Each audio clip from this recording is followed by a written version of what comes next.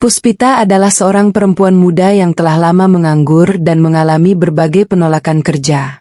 Setelah sekian lama menanti, ia akhirnya diterima di sebuah pabrik obat besar di kotanya. Namun, sejak hari pertama bekerja, Puspita mengalami gangguan gaib yang semakin mengganggu kesehatan fisik dan mentalnya. Ia mulai sakit-sakitan, namun hasil pemeriksaan medis menunjukkan bahwa ia sehat. Kakaknya, Mas Warno, membawanya ke seorang kiai, yang mengatakan bahwa Puspita tengah diincar sebagai tumbal. Bagaimana kisahnya? Tonton dan simak cerita menarik dalam video berikut ini. Sudah hampir 2 tahun Puspita menjalani hari-harinya tanpa pekerjaan tetap. Sejak lulus dari sekolah menengah kejuruan, ia telah mengirim puluhan lamaran kerja ke berbagai tempat. Mulai dari toko swalayan, rumah makan, hingga pabrik-pabrik kecil di sekitar kota. Namun, tak satu pun panggilan datang. Kadang Puspita merasa hidup sedang mengujinya, kadang ia merasa dunia ini terlalu kejam untuk orang-orang sederhana seperti dirinya. Setiap pagi, Puspita bangun dengan semangat yang dipaksakan. Ia duduk di depan cermin, menyisir rambut panjangnya, dan mencoba tersenyum kepada pantulan dirinya, seolah ingin meyakinkan hati bahwa hari ini akan berbeda. Tapi tetap saja, hari berlalu tanpa perubahan. Ibunya yang sudah tua mulai khawatir, bukan hanya soal keuangan, tapi juga kondisi mental Puspita yang semakin tertutup dan murung. Suatu hari, saat Puspita tengah duduk di teras rumah sambil memandangi jalanan yang sepi, seorang tetangga datang membawa kabar. "Pit, kamu udah denger belum? Pabrik obat di daerah industri barat itu lagi buka lowongan besar-besaran." Puspita langsung menoleh cepat. "Pabrik obat? Yang warna birunya gede itu?" "Iya, itu. Katanya butuh banyak pegawai buat shift baru. Coba aja daftar. Siapa tahu rezekimu di sana." Kabar itu seperti percikan cahaya di tengah gelapnya lorong kehidupan Puspita. Malam itu juga, ia menyiapkan lamaran kerjanya. Ia mencetak ulang CV, membeli map baru, dan menyiapkan pakaian terbaik yang ia miliki. Puspita tahu persaingan akan ketat, tapi ia tak ingin menunda-nunda. Pagi harinya, ia berangkat naik angkot ke kawasan industri dengan harapan yang membuncah. Suasana di pabrik memang sangat sibuk. Gedungnya tinggi dan modern, dengan pagar tinggi dan satpam berseragam lengkap. Puspita sempat merasa kecil, tapi ia menguatkan hati dan melangkah masuk. Setelah melalui proses administrasi dan tes singkat, Puspita diminta menunggu pengumuman dalam waktu seminggu. Hari-hari menunggu itu terasa sangat panjang. Puspita tidak bisa tidur nyenyak, bahkan selera makannya menurun. Ia merasa, kali ini adalah satu-satunya peluang nyata yang bisa mengubah hidupnya. Ia terus berdoa, berharap Tuhan mendengarkan suara lirih dari hatinya yang lelah. Tepat seminggu kemudian, sebuah telepon masuk ke ponsel Puspita. Suaranya gemetar saat mengangkat panggilan tak dikenal itu. "Halo, apa benar ini saudari Puspita?" "Iya, saya sendiri. Kami dari Harde Pabrik Obat P. Kami mengabarkan bahwa Anda diterima bekerja sebagai operator produksi. Bisa mulai masuk hari Senin depan." Puspita menutup telepon dengan mata yang berkaca-kaca. Ia langsung berlari ke ibunya yang sedang memasak di dapur, memeluknya erat-erat. "Bu, Puspita diterima kerja." Ibunya terdiam sesaat, lalu tersenyum sambil memeluk balik. "Alhamdulillah nak. Akhirnya juga datang kabar baik." Hari-hari menjelang hari pertama kerja Puspita isi dengan persiapan. Ia membeli sepatu baru, memperbaiki pakaian kerja yang masih layak pakai, dan mulai mempelajari sedikit tentang dunia produksi obat lewat internet. Puspita tak ingin mengecewakan siapapun, apalagi dirinya sendiri. Hari pertama kerja tiba. Puspita datang lebih awal dari jadwal, mengenakan seragam pabrik yang masih beraroma kain baru. Suasana di dalam pabrik begitu tertib dan rapi. Ia disambut oleh seorang supervisor wanita bernama Bu Retno yang terlihat ramah namun tegas. Puspita diperkenalkan dengan beberapa rekan kerja, salah satunya Nuning, perempuan pendiam yang belakangan menjadi teman dekat Puspita. Di tengah kebisingan mesin dan ritme kerja yang cepat, Puspita merasa dirinya hidup kembali. Meski tubuhnya lelah dan kaki pegal karena berdiri terlalu lama, Puspita tidak mengeluh. Ia bahkan merasa senang bisa pulang membawa cerita. Setiap malam, ia menceritakan kepada ibunya tentang apa saja yang terjadi di pabrik, siapa yang ramah, siapa yang suka menggosip, dan bagaimana suasana kantin yang selalu ramai. Namun di balik keceriaan itu, ada sesuatu yang tidak disadari Puspita. Sejak hari pertama, ada beberapa pandangan aneh dari rekan-rekan kerjanya. Mereka seperti menyembunyikan sesuatu. Ada yang terlalu banyak diam, ada pula yang terlalu sopan saat berbicara dengannya, seolah takut melukai perasaan. Tapi Puspita mengira itu hanya karena dia masih baru. Selama beberapa minggu, semuanya berjalan normal. Puspita mulai hafal alur kerja, tahu kapan harus cepat, dan kapan harus ekstra hati-hati. Namun, Puspita tak pernah menyangka bahwa pabrik besar yang kini menjadi sumber penghidupannya, kelak akan mengantarnya pada kengerian yang belum pernah ia bayangkan sebelumnya. Minggu-minggu pertama bekerja di pabrik P terasa melelahkan, tapi juga menyenangkan bagi Puspita. Ia mulai terbiasa dengan jadwal shift, suara mesin-mesin besar, dan aroma bahan kimia khas produksi obat. Puspita termasuk cepat beradaptasi. Supervisor bahkan sempat memuji ketelitiannya saat bekerja di bagian pengecekan kemasan. Namun perlahan, suasana yang semula nyaman mulai terasa berbeda. Mula-mula, Puspita merasakan sesuatu yang sederhana, seperti merasa diawasi. Ketika ia berjalan di lorong menuju ruang ganti, Puspita kerap menoleh ke belakang karena merasa ada yang mengikutinya. Tapi setiap kali ia menoleh, lorong itu kosong. Ia mencoba menenangkan diri, berpikir itu hanya perasaan. Pabrik ini memang besar dan memiliki banyak sudut gelap, wajar kalau imajinasi kadang menipu.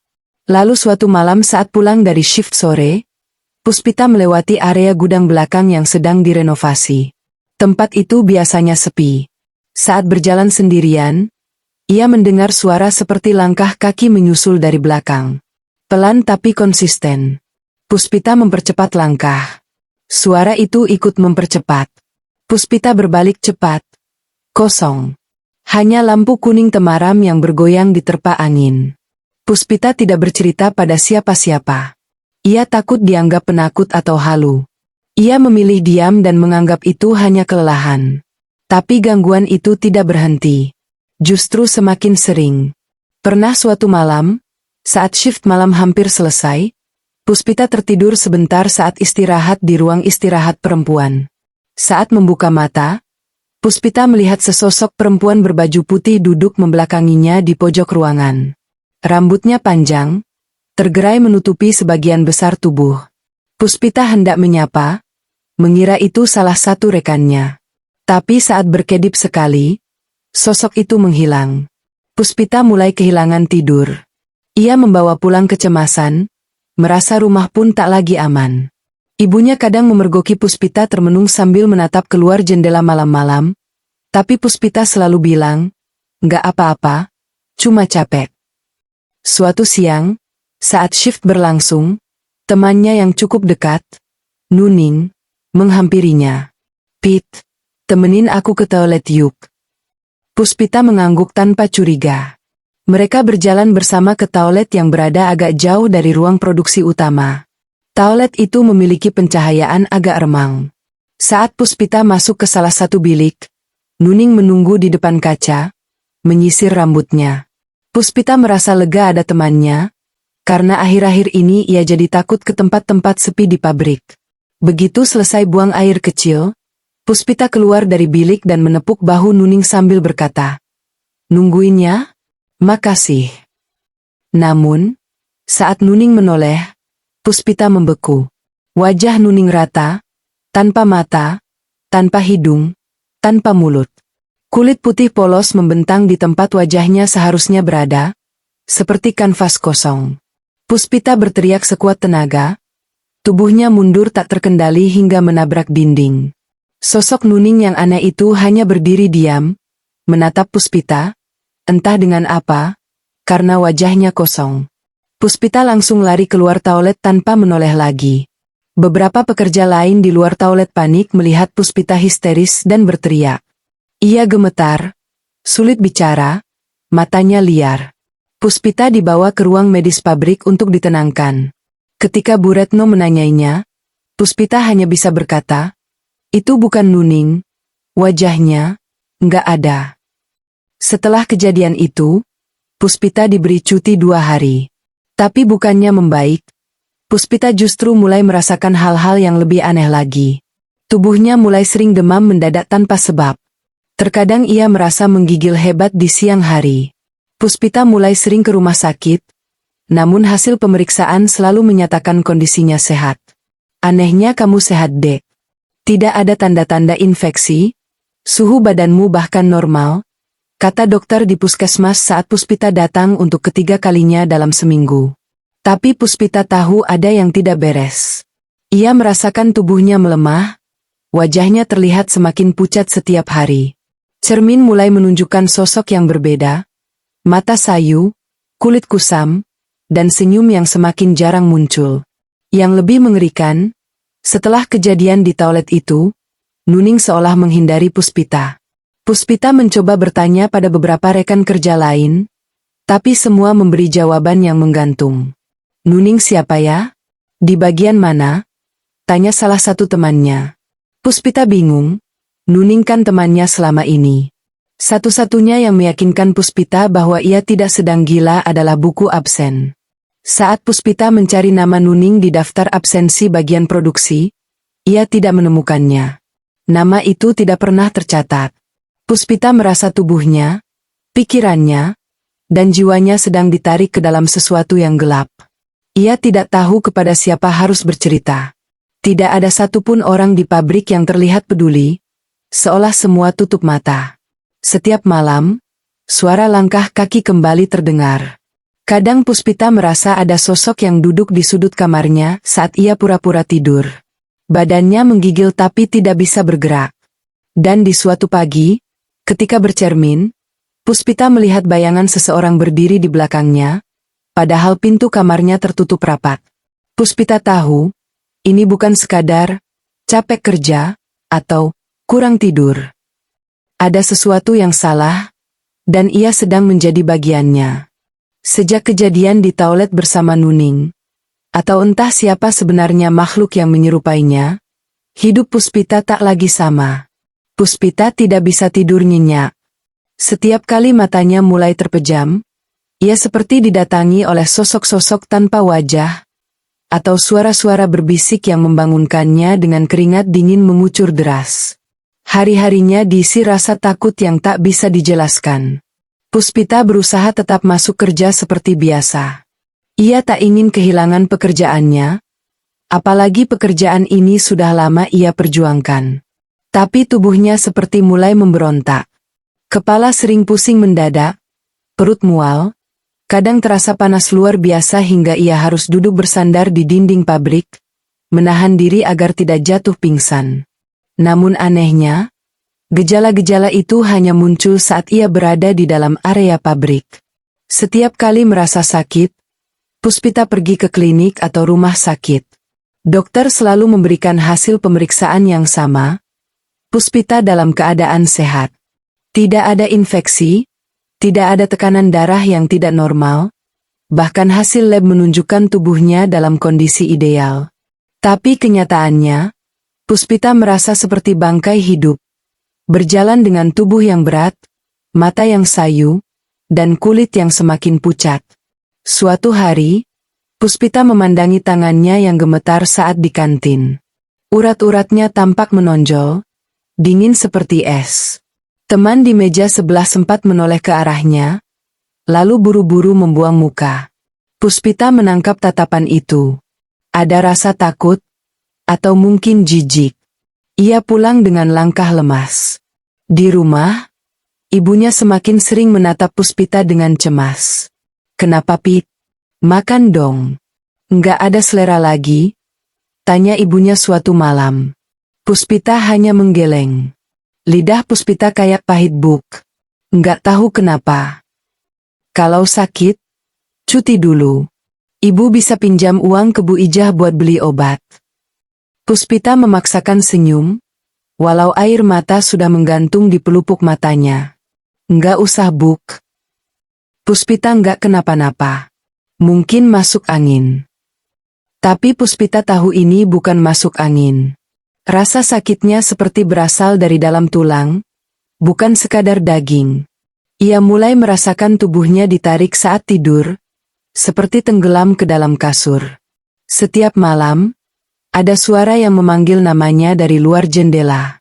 Kadang, ia mendengar tangisan, kadang tawa cekikikan di sudut kamar. Puspita sempat mencoba tidur dengan lampu menyala, tapi itu tidak membuat suara-suara itu pergi. Puncaknya terjadi pada malam Minggu.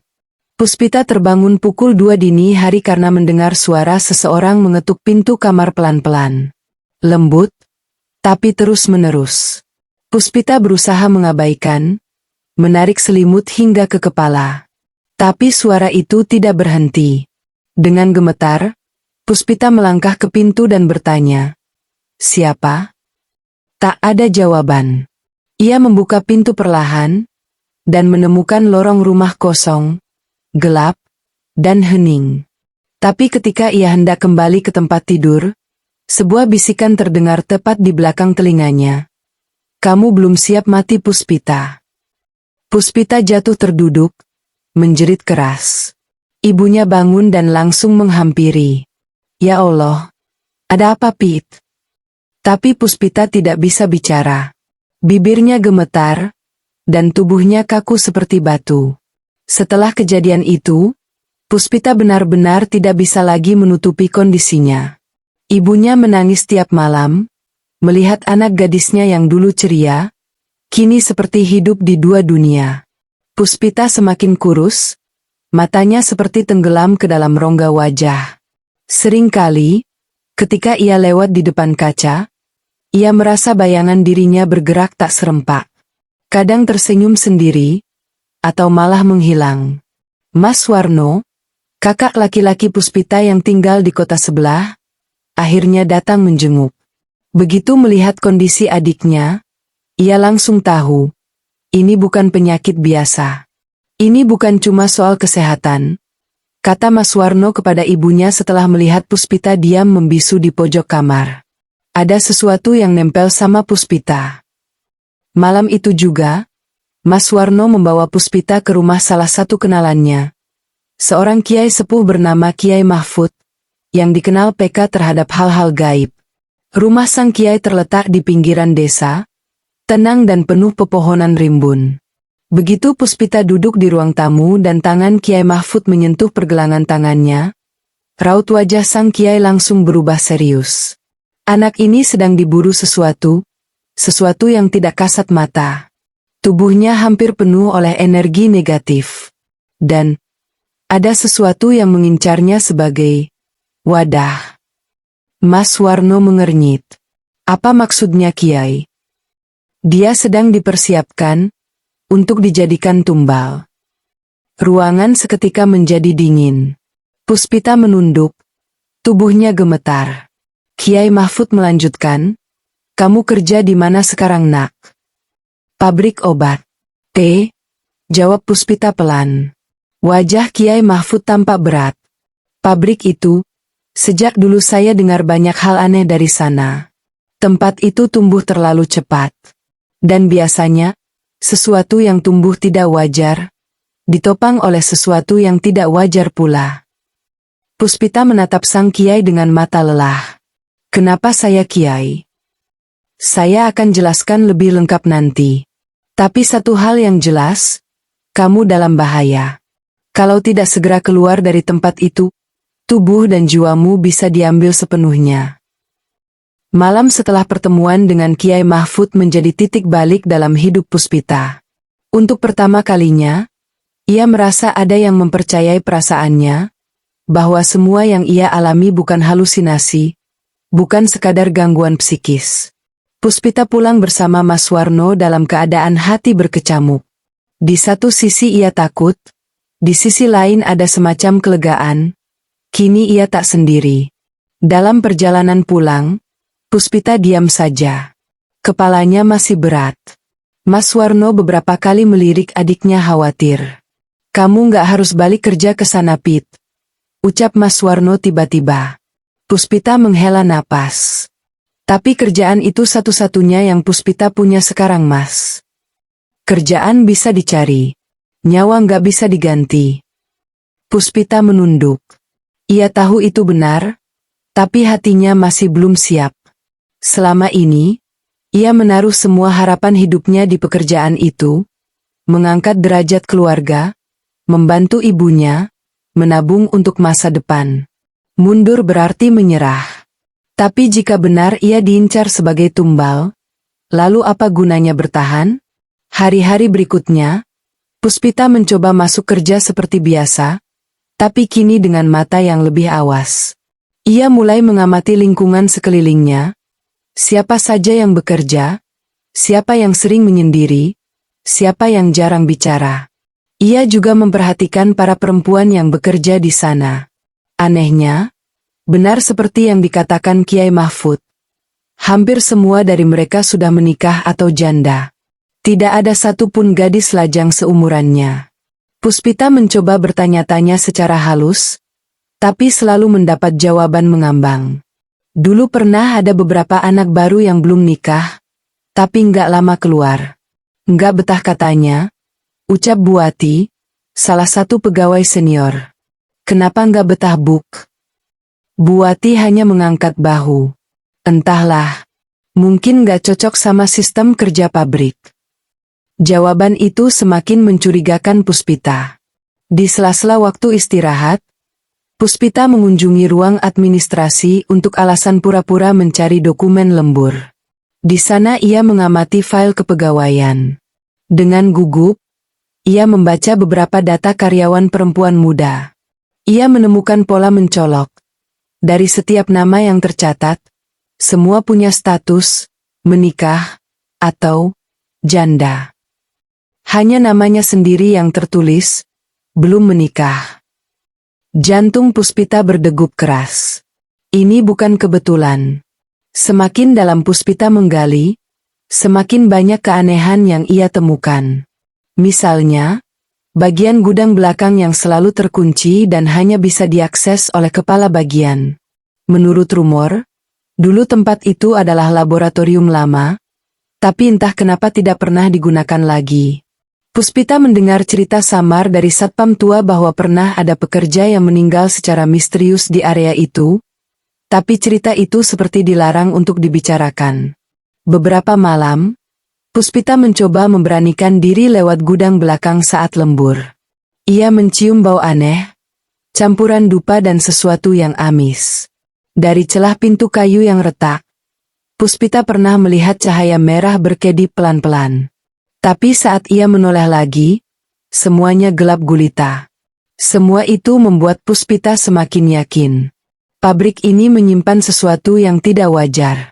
Suatu hari, Puspita memberanikan diri mengajak bicara seorang petugas kebersihan tua yang biasa membersihkan area luar pabrik. Namanya Pak Karto. Lelaki itu ramah dan sudah bekerja sejak pabrik pertama kali dibuka. Puspita mencoba menggali informasi pelan-pelan.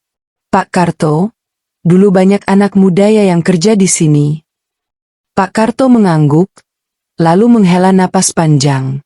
Dulu iya, banyak yang daftar. Tapi ya, banyak juga yang gak tahan lama. Kenapa, Pak? Pak Karto menatap Puspita dalam-dalam. Kamu belum tahu ya, Nak? Puspita menggeleng. Pak Karto mendekat, berbisik. Pabrik ini punya perjanjian. Tiap 2 atau 3 tahun, pasti ada yang dijadikan pengganti. Yang muda, yang masih suci. Darah Puspita seakan berhenti mengalir. Maksud Bapak? Sudah lama pabrik ini pakai cara itu buat terus maju. Yang tahu cuma orang-orang penting. Kamu hati-hati, Nak. Kamu masih muda, belum menikah. Bisa jadi giliranmu. Puspita pulang dalam keadaan shock. Semua informasi yang ia kumpulkan mulai membentuk gambaran utuh. Puspita merasa seperti seekor rusa yang berjalan masuk ke sarang macan, tanpa tahu bahwa ia sedang dijadikan mangsa. Malam itu, Puspita kembali bermimpi buruk. Dalam mimpinya, ia berdiri di lorong panjang yang penuh pintu tertutup. Dari balik pintu-pintu itu terdengar jeritan, tangisan, dan tawa yang menyeramkan. Puspita berjalan perlahan, lalu berhenti di satu pintu yang terbuka sedikit. Saat ia mengintip ke dalam, ia melihat dirinya sendiri, duduk di tengah ruangan dengan tubuh pucat, mata kosong, dan di sekelilingnya, puluhan makhluk hitam tanpa wajah berputar-putar sambil melantunkan mantra. Puspita terbangun dengan tubuh basah oleh keringat. Ia tahu, waktunya hampir habis. Besok, ia harus mengambil keputusan, bertahan dan menghadapi risiko menjadi tumbal, atau pergi dan menyelamatkan dirinya sendiri. Puspita berdiri di depan cermin, memandangi wajahnya yang semakin hari tampak asing. Kulitnya pucat, matanya sayu seperti tak berjiwa. Seolah ada sesuatu di balik sorot matanya, bukan dirinya sendiri, melainkan sosok lain yang mengintai dari dalam. Hati kecilnya menjerit, tapi Puspita masih menahan diri untuk benar-benar pergi. Ia butuh kepastian, butuh tahu kenapa kenapa hanya dirinya yang dipilih. Keesokan harinya, Puspita memberanikan diri menemui Pak Karto lagi. Ia yakin lelaki tua itu tahu lebih banyak daripada yang ia sampaikan sebelumnya. "Pak," ucap Puspita sambil mendekat ke bangku tempat Pak Karto biasa istirahat. "Saya mohon, ceritakan semuanya. Apa yang sebenarnya terjadi di pabrik ini?" Pak Karto memandangi Puspita dengan tatapan berat. Ia menarik napas panjang, lalu mengangguk perlahan. "Baiklah nak, tapi kamu harus janji, setelah kamu tahu ini semua, kamu gak akan nekat tinggal di sini lebih lama." Puspita mengangguk cepat.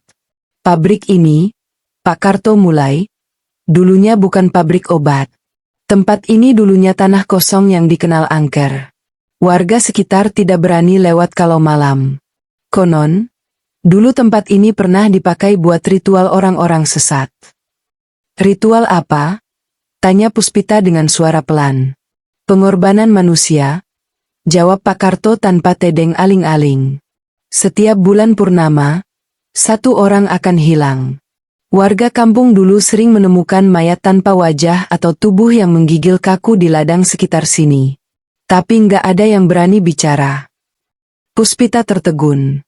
Lalu, beberapa tahun kemudian, tanah ini dibeli oleh pemilik orangnya dermawan, banyak menyumbang ke warga. Tapi sejak pabrik berdiri, pembangunan berjalan cepat banget. Aneh. Dalam waktu singkat, pabrik ini langsung ekspansi. Untungnya besar. Tapi kamu tahu, banyak pegawai yang tiba-tiba berhenti kerja. Ada yang gila. Ada yang sakit mendadak. Ada juga yang hilang. Pak Karto menatap Puspita dalam-dalam. "Saya curiga sejak dulu. Tapi saya cuma petugas kebersihan. Apa daya saya?" "Kenapa mereka butuh tumbal, Pak?" tanya Puspita dengan suara bergetar. Katanya, supaya energi pabrik tetap kuat.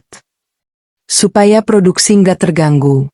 Supaya nggak ada gangguan dari dunia lain yang menuntut bagian mereka. Jadi, setiap beberapa tahun sekali, harus ada satu jiwa muda yang dikorbankan. Yang masih suci, yang masih polos." Puspita memejamkan mata, jantungnya berdebar kencang. Jadi inilah kenapa ia diincar. Ia satu-satunya gadis lajang di antara para karyawan perempuan lainnya. Dan semuanya sudah tahu, atau pura-pura tidak tahu. "Pak, siapa yang melakukan semua ini?" Pak Karto tampak ragu. Ia menoleh ke kiri dan kanan, lalu mendekat. Ada 3 orang yang pegang kendali, direktur utama, kepala HRD, dan kepala produksi. Mereka bertiga pernah melakukan perjalanan ke gunung di luar Jawa, untuk menyatu dengan kekuatan gaib. Setelah itu, pabrik ini jadi tak tersentuh. Tapi bayaran dari perjanjian itu, ya tumbal itu tadi. Puspita membeku. Semua orang yang selama ini ia hormati di kantor, pimpinan yang murah senyum, kepala HRD yang ramah, kepala produksi yang suka bercerita, semua ternyata pelaku dari kengerian ini. Mereka bukan hanya menjalankan pabrik, tapi juga menjalankan kutukan. Sore itu, Puspita pulang dengan langkah goyah. Semua semakin jelas. Ia sudah tak bisa menunggu lebih lama. Jika terus bertahan, nyawanya bisa melayang. Tapi lebih dari itu, Puspita merasa marah. Ia merasa dijebak, dikhianati oleh tempat yang seharusnya memberinya masa depan. Sesampainya di rumah, Puspita langsung menceritakan semuanya pada Mas Warno dan ibunya. Air mata Puspita menetes saat ia mengisahkan satu persatu kejadian yang ia alami, semua gangguan yang kian mengerikan, dan kenyataan bahwa ia dijadikan sasaran tumbal. Mas Warno mengepal tangannya. Besok kamu berhenti kerja. Titik. Ibunya pun tak kuasa menahan tangis. Kamu gak usah pikirin uang atau kerjaan lagi nak. Yang penting kamu selamat. Puspita mengangguk. Malam itu ia tidur lebih tenang meski tubuhnya masih lemah. Ia tahu keputusannya sudah bulat. Keesokan harinya, Puspita datang ke kantor hanya untuk satu tujuan, mengundurkan diri. Saat ia menyerahkan surat pengunduran diri ke HRD, kepala bagian itu menatap Puspita dengan senyum aneh. Yakin mau keluar Puspita? Bukankah kamu baru mulai? Saya yakin Buk, jawab Puspita mantap. Kepala HRD hanya mengangguk. Tapi Puspita tahu, di balik tatapan wanita itu ada sesuatu yang lain. Puspita merasa seperti sedang melawan sistem yang tak kasat mata. Ia keluar dari gedung pabrik dengan napas berat, namun ada semacam beban yang terangkat dari punggungnya. Ia tidak tahu apakah ia selamat sepenuhnya, tapi ia tahu bahwa ia baru saja menyelamatkan dirinya dari sesuatu yang jauh lebih gelap daripada kemiskinan. 2 minggu kemudian, Puspita merantau ke kota lain. Ia diterima kerja di sebuah pabrik tekstil kecil. Lingkungannya hangat, orang-orangnya ramah, dan tak ada satupun keanehan yang ia rasakan. Perlahan, warna kembali ke wajahnya, dan tubuhnya mulai pulih. Mimpi buruk menghilang. Tak ada lagi suara bisikan atau ketukan di tengah malam. Puspita juga mulai lebih rajin beribadah. Ia menemukan ketenangan yang selama ini ia cari bukan dalam pekerjaan atau gaji besar, tapi dalam kedekatannya dengan Tuhan. Ia sadar, mungkin ia telah ditarik ke ambang kematian, hanya untuk diberi kesempatan kedua. Dan kesempatan itu tidak akan ia sia-siakan. Sejak meninggalkan pabrik itu, Puspita merasa seolah ia terlahir kembali. Udara yang ia hirup terasa berbeda, lebih ringan, lebih jujur. Tidak ada lagi beban yang menempel di pundaknya. Tidak ada bisikan, tidak ada mimpi buruk, tidak ada suara langkah yang mengikuti dari belakang. Puspita merasa bebas, walau bekas luka di dalam dirinya belum sepenuhnya sembuh. Di kota barunya, Puspita tinggal menumpang sementara di rumah seorang kenalan Mas Warno yang kebetulan memiliki kamar kosong. Keluarga kecil itu sangat baik hati, dan mereka menerima Puspita dengan hangat. Meski masih canggung di tempat baru, Puspita mencoba membaur. Ia mulai belajar tersenyum kembali, dan perlahan, warna kembali ke wajahnya yang sempat pucat seperti kain perca. Puspita mulai bekerja di pabrik tekstil kecil yang terletak di pinggiran kota. Tempatnya jauh dari kesan mewah atau modern seperti pabrik sebelumnya, tapi suasananya terasa hangat. Para karyawannya ramah, tidak ada sikap sinis atau pandangan aneh. Bahkan sejak hari pertama, Puspita merasa disambut sebagai bagian dari keluarga. Pekerjaan di pabrik ini pun tidak terlalu berat. Puspita bagian pengecekan kualitas kain, mengecek warna, tekstur, dan benang yang tidak sesuai standar. Ia senang, karena untuk pertama kalinya ia merasa dihargai sebagai manusia, bukan hanya sebagai alat produksi. Bosnya tidak bersikap licik, rekan kerjanya tidak menyimpan rahasia, dan yang terpenting, Tidak ada bayangan hitam atau wajah rata yang menghantui setiap sudut bangunan. Namun meski Puspita telah berpindah tempat, sisa-sisa luka batin masih kerap menyapanya diam-diam.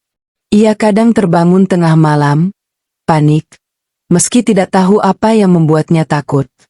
Tubuhnya kadang masih menggigil, meski dokter menyatakan ia sehat. Tapi yang berbeda sekarang adalah, Puspita tidak lagi sendirian. Setiap malam sebelum tidur, Puspita mulai melatih dirinya untuk berdoa. Ia belajar kembali mengenal Tuhannya, meraba cahaya yang dulu sempat padam karena rasa takut. Puspita mulai membaca Al-Quran sedikit demi sedikit, meski terbata. Setiap selesai sholat, ia menangis, bukan karena ketakutan, tapi karena bersyukur masih diberi kesempatan hidup. Suatu hari, Puspita memberanikan diri menelepon Mas Warno. Mereka berbicara cukup lama. "Mas," katanya lirih, "aku takut sebenarnya. Takut kalau suatu hari mereka datang mencariku. Tapi, aku juga ngerasa kuat sekarang. Entah kenapa, meskipun bekasnya masih ada, aku merasa lebih siap." "Karena kamu sudah lepas dari jeratnya Pit," jawab Mas Warno. "Mereka tidak bisa menjangkau kamu lagi kalau kamu dekat sama Allah." Kata-kata itu Puspita pegang erat. Ia mulai mengikuti pengajian di musola dekat rumah kontrakan. Awalnya hanya duduk di belakang, mendengarkan. Lama-lama ia mulai ikut membaca, ikut menjawab pertanyaan, ikut tertawa kecil saat ibu-ibu bercanda. Dari situ Puspita merasakan ketenangan yang tak pernah ia temui bahkan saat gajinya besar di pabrik lama. Suatu malam, usai pengajian, salah satu ibu, Bu Salamah, mengajak Puspita berbicara. "Saya senang kamu rajin kesini Pit. Kamu anak baik. Tapi saya lihat matamu masih sering kosong. Kamu masih menyimpan sesuatu." Puspita terdiam sebentar, lalu mengangguk. "Saya pernah kerja di tempat yang enggak wajar Buk. Saya hampir kehilangan akal sehat saya." "Tempat buruk sering membuat kita hancur," ujar Bu Salamah, "tapi justru dari tempat seperti itu kita bisa menemukan jalan pulang." Kata-kata itu menghujam hati Puspita. Ia mulai menulis di buku kecil miliknya, curahan hati, potongan mimpi, rasa takut, dan rasa syukur. Menulis menjadi terapi, menjadi cermin untuk melihat dirinya sendiri. Ia sadar bahwa trauma tidak akan hilang dalam semalam. Tapi setiap langkah kecil ke arah yang baik adalah bentuk perlawanan terhadap kegelapan masa lalu. Setiap akhir pekan, Puspita menelepon ibunya. Suara ibunya yang lembut menjadi penyembuh tersendiri. Kadang mereka menangis bersama, mengenang perjuangan hidup yang tak pernah mudah. Ibunya berkata, "Puspita sekarang lebih cerah suaranya, ibu senang. Tapi jangan lupa nak, jangan jauh-jauh dari Allah ya." Puspita tersenyum. "Enggak Buk. Sekarang Allah tempat Puspita pulang." Di pabrik barunya, Puspita mulai dikenal sebagai pekerja teliti dan sopan. Atasannya memuji etos kerja Puspita dan menawarkan pelatihan tambahan untuk naik jabatan. Puspita bahagia, bukan karena ambisi, tapi karena akhirnya ia bisa bekerja tanpa merasa terancam. Ia bisa menjadi dirinya sendiri tanpa takut dijadikan korban. Pernah suatu malam, saat Puspita duduk sendiri di depan rumah kontrakan, angin bertiup pelan dan suara azan berkumandang dari kejauhan. Puspita menatap langit, teringat semua kejadian yang ia lalui. Ia bergumam dalam hati, "Terima kasih, ya Allah. Karena kau tidak membiarkanku mati di tempat gelap itu. Karena kau tarik aku kembali sebelum terlambat." Air matanya jatuh. Tapi kali ini bukan air mata ketakutan, melainkan air mata kedamaian. Puspita belum tahu bagaimana masa depannya. Tapi kini, ia tak lagi berjalan sendirian. Waktu berlalu. Sudah hampir setahun sejak Puspita meninggalkan pabrik obat yang nyaris merenggut jiwanya. Kini, ia berdiri di atas kaki sendiri dengan kepercayaan diri yang perlahan tumbuh kembali. Kota tempat ia merantau telah menjadi rumah keduanya. Di sana, Puspita bukan lagi gadis pemalu dan penuh ketakutan. Ia adalah sosok baru, yang tumbuh dari luka dan bertahan dalam badai. Di pabrik tekstil tempatnya bekerja sekarang, Puspita telah diangkat menjadi koordinator bagian kualitas. Pekerjaan itu bukan hanya mengandalkan ketelitian, tapi juga tanggung jawab pada rekan kerja dan kelangsungan produksi. Puspita melakukannya dengan sungguh-sungguh, bukan karena ambisi, melainkan karena rasa syukur. Ia tahu betul bagaimana rasanya kehilangan arah. Maka ketika ia diberi kesempatan baru, ia merawatnya seperti taman yang tumbuh di tengah gurun. Suatu sore, usai pulang kerja, Puspita duduk di warung teh langganan di pojok jalan. Langit memerah, pertanda senja mulai menggantung di ufuk barat. Sambil menyeruput teh hangat, ia membuka buku catatannya, buku yang selama ini menjadi tempat ia mencurahkan isi hati. Di sana tertulis kisah tentang wajah-wajah tanpa bentuk, suara-suara gaib, mimpi buruk, dan rasa takut yang menghantui malam-malamnya. Tapi kini, di halaman-halaman terakhir, mulai terisi dengan doa, pujian syukur, dan catatan kecil penuh harapan. Puspita tersenyum kecil. Ia mengingat kembali kata-kata Pak Kiai saat itu. Terkadang, yang kau kira kutukan, adalah jalan Tuhan untuk menarikmu lebih dekat padanya. Kini, ia benar-benar memahami maksud kalimat itu.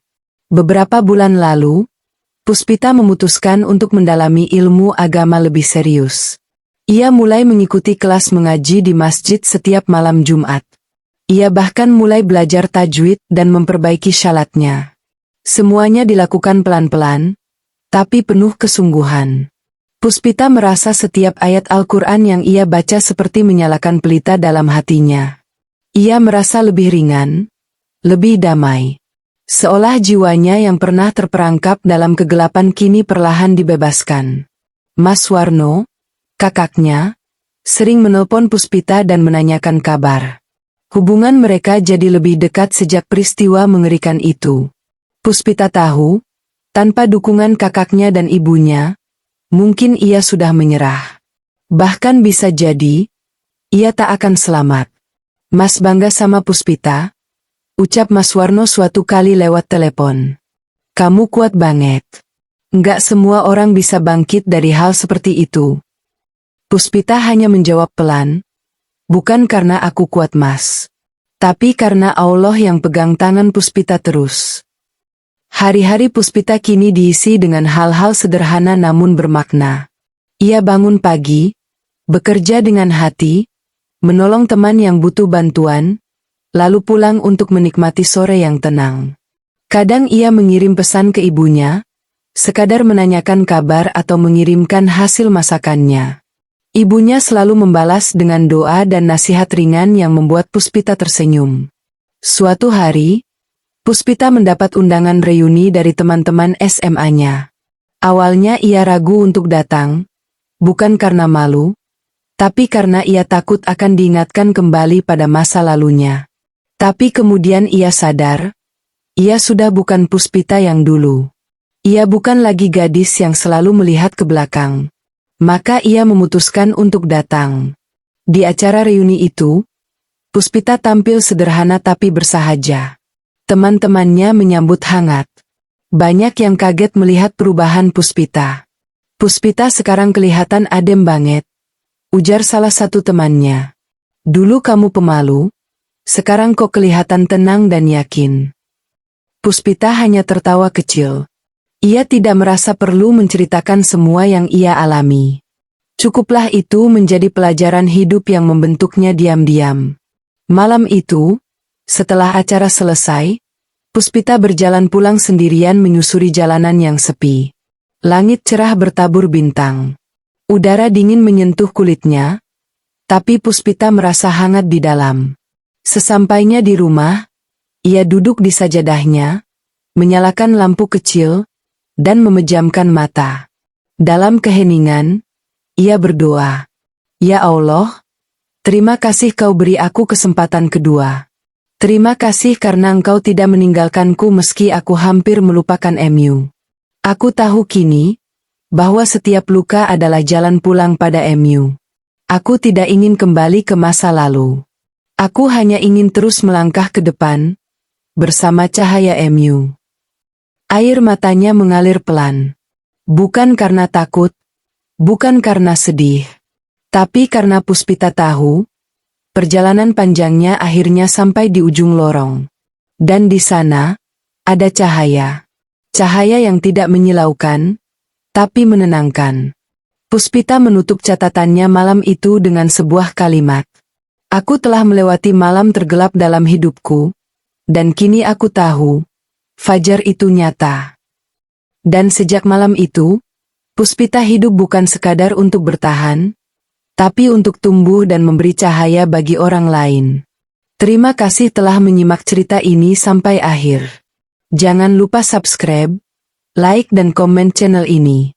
Semoga kalian menyukai cerita ini dan dapat mengambil hikmahnya. Wallahu alam bishawab. Sampai jumpa di episode berikutnya.